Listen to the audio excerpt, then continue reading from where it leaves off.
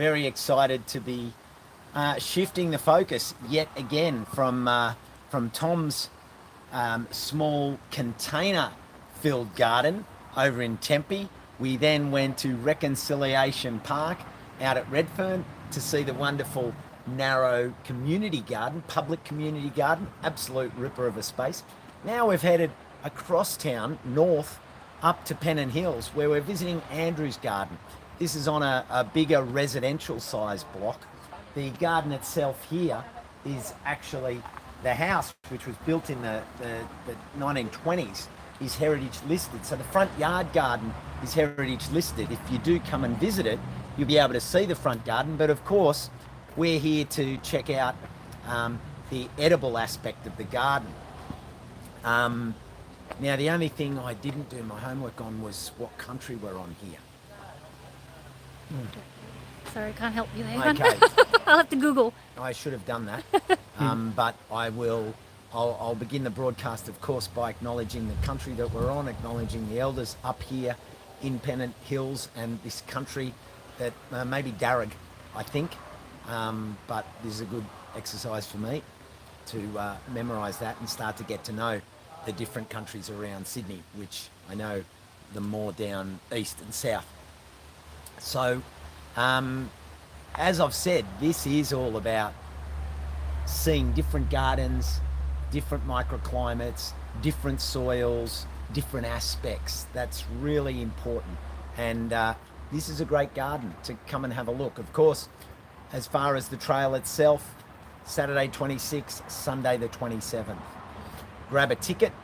You can get your tickets online and you can use your Destination New South Wales vouchers to cover for the tickets, which is even better. And the good thing to know is that all ticket sales, all the money goes to grants for new gardens and support of gardens. And last year that supported some school gardens, it supported the establishment of some composting system that went into other existing gardens. So it is win, win, win, win, win, win, let me tell you. All right, I think that's pretty much where we're at. And of course, if you are fired up by these preview garden tours, please, it's not too late. You can come and join the tour by becoming a garden host. And all the details you need are on the Sydney Edible Garden Trail website. So I think, look, the interesting thing about these garden tours is I just happened to bowl in and there's the gardener, there's the host. And in this case, I must say, Andrew, I've got a bit of logo envy here. Like, that is a target that can be seen from space. With the exception of Western Australia, this is the only other thing that you would see from space.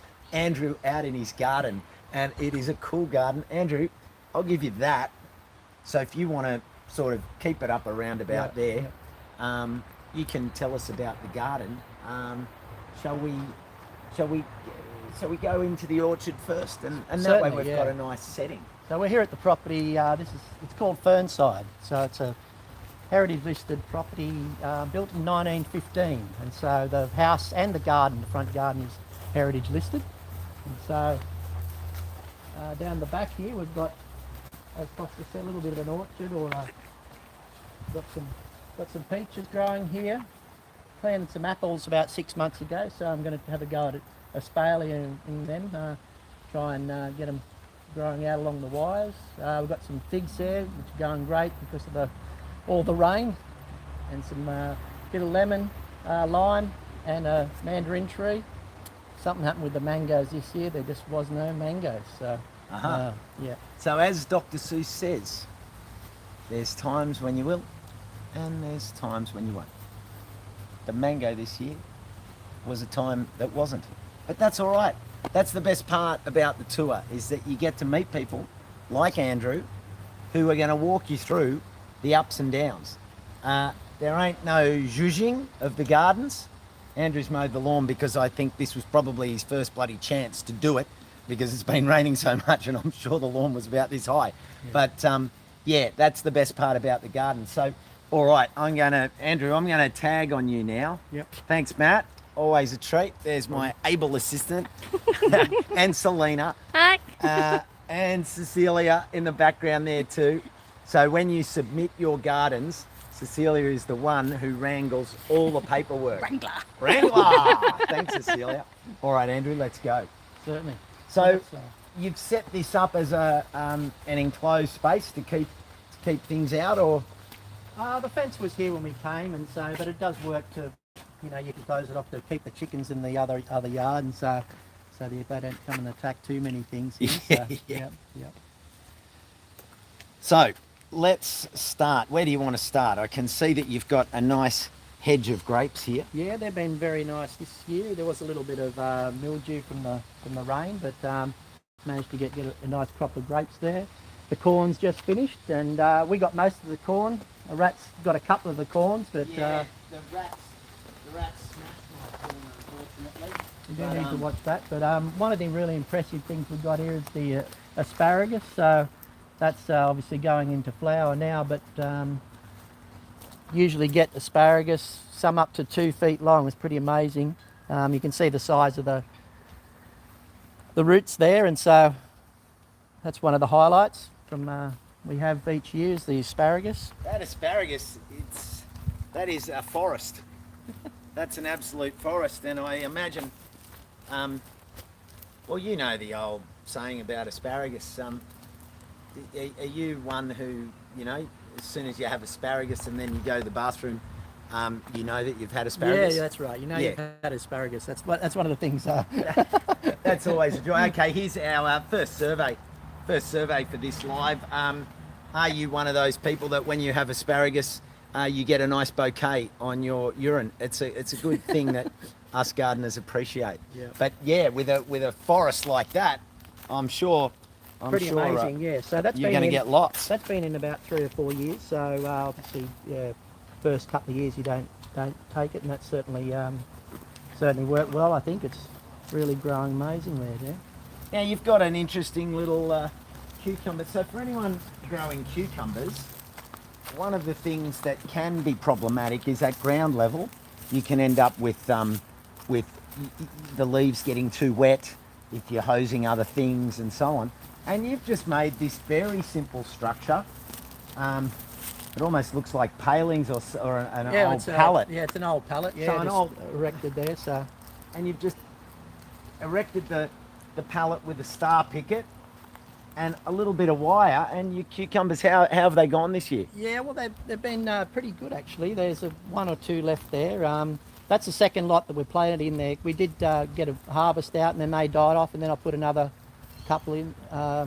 And obviously the rain, all the recent rain has sort of made it a little bit hard, but then they're coming on again. We had another lot of corn in this. This is another, obviously, sort of a raised bed there. It's got drip irrigation, so I had a good crop of corn out of that one as well. And I'll be putting probably some broccoli and cauliflower back in there after this. Now, we had a question here. Well, I may as well take a few while we're at it. Do you have any issues with snails when they're up there? I haven't seen any snails, no snails. And tell us a little bit about your method here with the cardboard. For anyone building a garden bed, what method do you approach? This is actually a new method, because what you do find is trying to control the weeds, especially when the corn was growing, it was a bit out of control. So I had this idea that, and I mean it's not a new idea, but I'm going to put I've got the cardboard down there.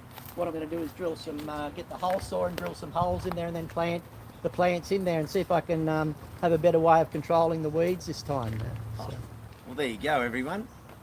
I'm sure you've seen this before, but now, Andrew, there's one thing that I noticed over here, which is kind of, well, actually, we'll get to it.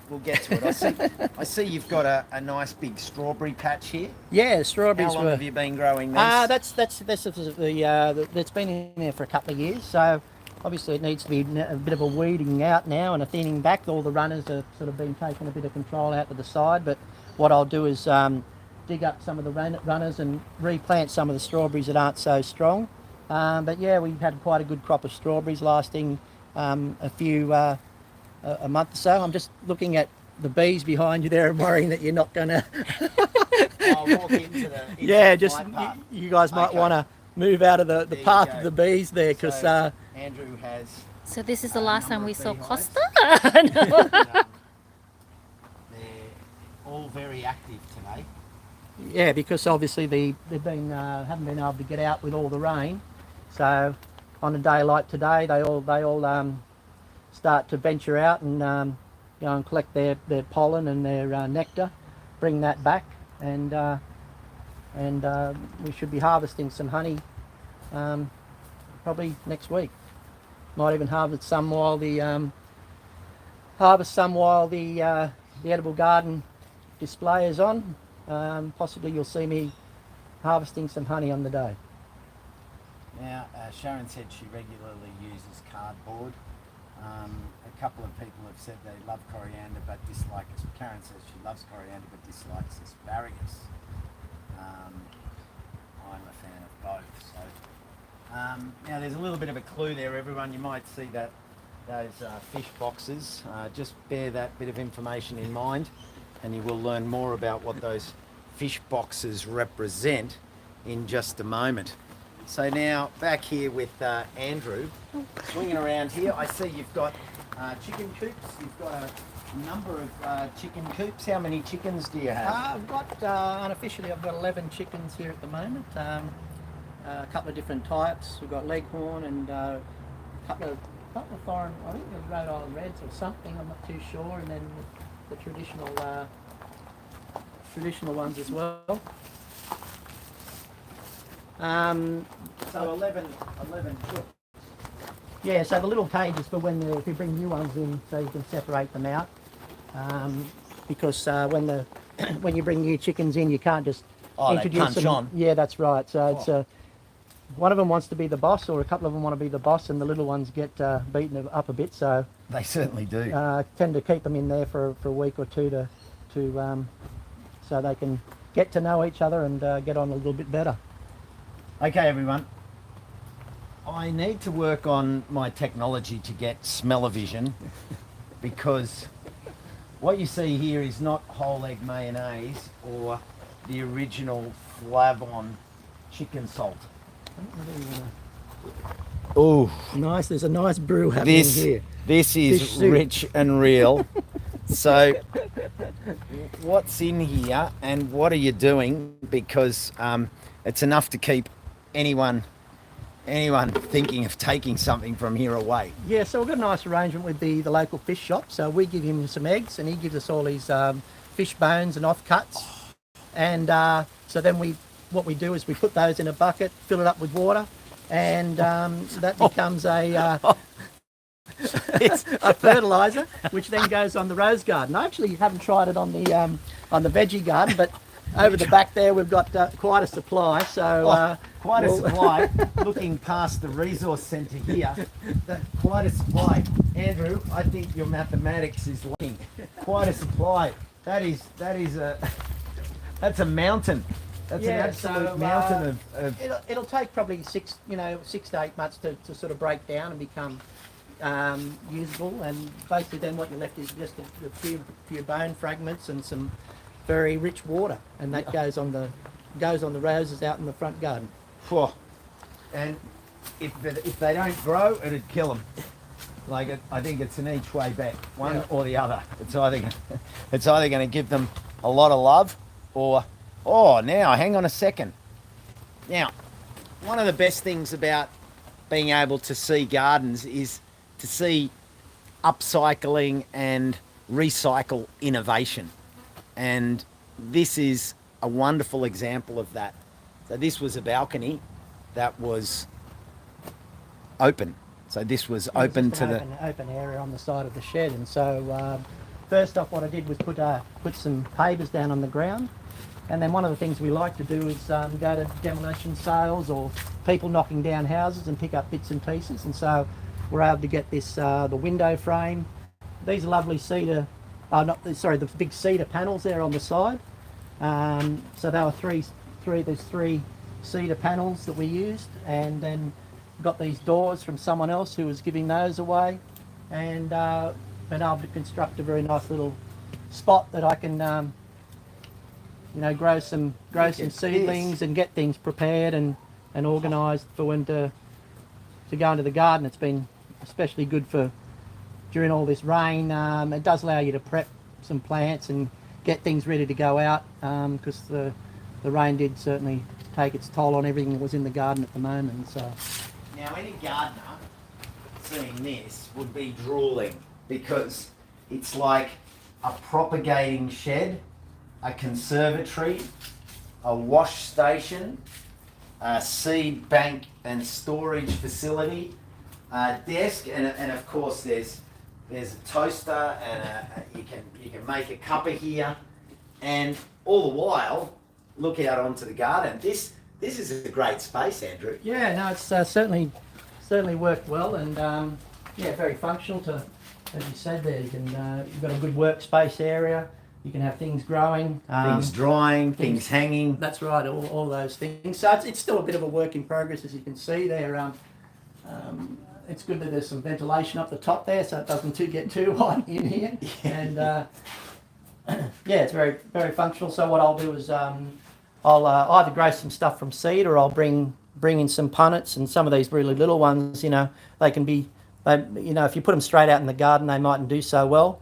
But what I'll do is put them in the seed, in the little put them in here, and then give them some growth for a couple of weeks, a month or so, and then when you put them out in the garden, it's going to be much more successful. There, Andrew, listening to that sort of advice, they're the bring Andrew to Bega with you. I'm going down to Bega next week. No worries, Dan. Definitely drooling. Nicola Jones is drooling. Hang on, Nicola, I'll just clean the screen. There we go. This is the kind of advice that, like, people hesitate to, not so much take, but to apply. Because you go, well, I'm just doing it this weekend. I'll just put them in. And then the snails get them, and the birds might dig them out. You get all of those challenges amplified. Yeah. Whereas you grow them out. I know Nev Sweeney from Permaculture Sydney West, he'll then put them in a 100 mil, a 4-inch, grow them in that, and then when he puts them in the ground after that, they literally leap out of the ground. Yeah, that's right. And so, we've got in the next stage is out there. We can have a look in a minute, but the next stage in the bigger pots is out in that spot there. So it just means that and also it means you can schedule some stuff that because you might not have a spot to put stuff in at the moment, but in about 3 weeks' time you're going to have a spot. You can start and get some pre-growth happening, and then like we were talking about the raised garden bed out the back there, I'll be able to, once I get that prepared and ready to go, I'll be able to plant the things straight in and get a good head start. Wow. Well, we'll do one more little wander outside, and then if there's any questions, rack them up for Andrew. So there they are, potted on into a 150 mil pot, which they're going to then hit the ground with a root ball about palm size. Yeah, that's right. Yeah, and that's a big difference, particularly in the shoulder season, when you want to get it established before winter. These will be really comfortable. Yeah, that's right. That's the whole idea with this process. It just gives you a bit of a head start on just putting things straight into the ground. I find that you just get a better result in the end, and the plants get more established before they go out in the real world. What are you excited about with the Edible Garden Trail? Well, it's my first year to be part of the garden trail. It gives me an opportunity to share what I've been doing here. I toil away here, many afternoons and many days making a garden and making vegetables for ourselves, but it's good to be able to share that information and things you learn with other people. At the same time, people will give me some feedback on what I'm doing and maybe make some other suggestions, and hopefully we'll be able to, the process will develop, and we'll both learn a lot. I noticed there was a comment here, dirty windows providing nice filtering of the sun. Yes, but you're right. Did you realise that? Like, No, how good's well, that? that's People right. notice. Yeah, People that's notice very. that That's stuff. Well, see, that's I the sort would of things say- you'll learn from people when they come. To Yeah, they visit. see things differently. You get new eyes on a place. You just go, oh, that's that little corner up the back, and like the thing that people need to realise, particularly from Sydney, like that's just some mould, and there's mould on everything in Sydney. Like everywhere right. everywhere you look, I can give there's the been so outside- much rain. That's right. I can give the outside a good squirt with the hose, but there's probably a little bit more energy involved to get a sponge and a wash to give it clean on the inside. But it'll probably happen. one day. Olivia, great comment and well spotted. Great that ordinary people are willing to share. Well, that's it, and that's really the essence of the trail. This is people's backyards. What you see is what you get. It's not an open design garden project where everyone's kind of trying to, or not even trying, where it's more about the looks.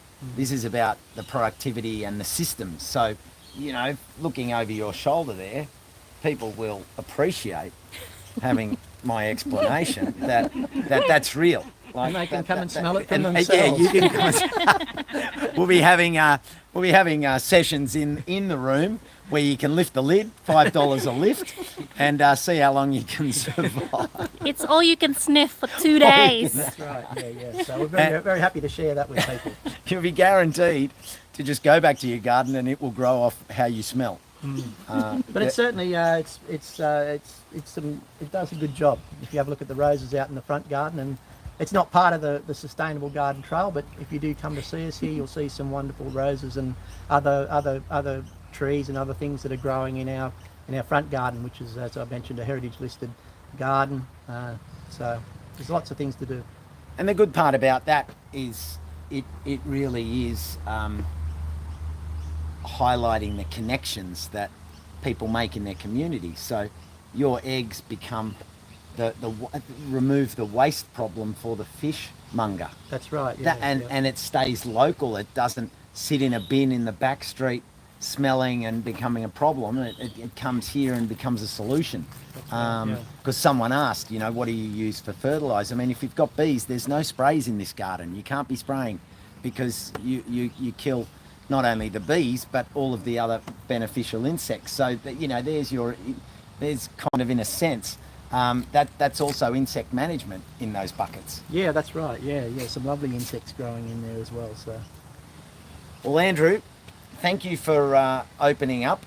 If you have any other questions,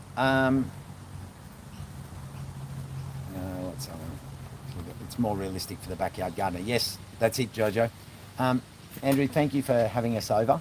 It's been a pleasure to have you all here to see what I've been doing, and it'll be great on the weekend of the Sustainable Edible Garden Trail to come and to see you here to see what I'm doing.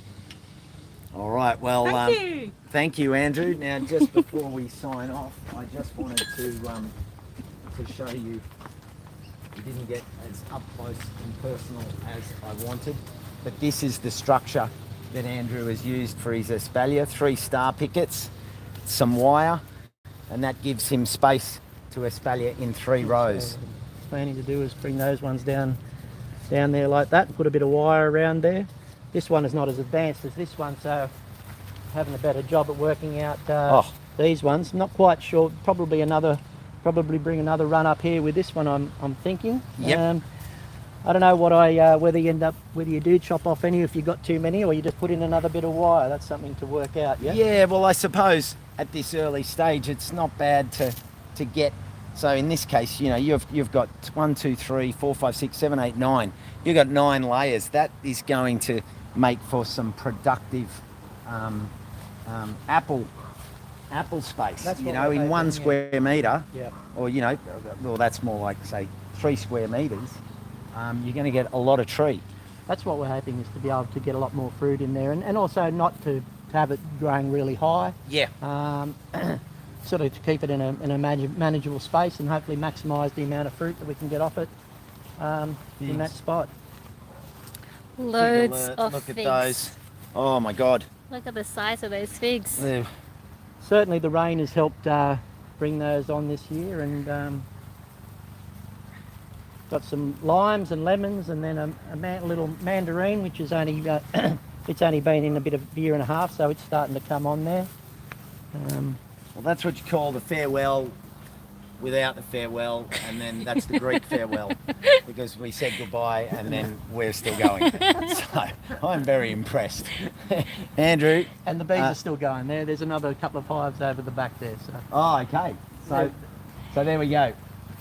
This time it is farewell. Goodbye. So We'll see you on the Sustainable Garden. come visit Andrew's garden. You won't be disappointed. Plenty to see here. Thanks, Andrew. Thank you. Thanks, Andrew. You just keep going.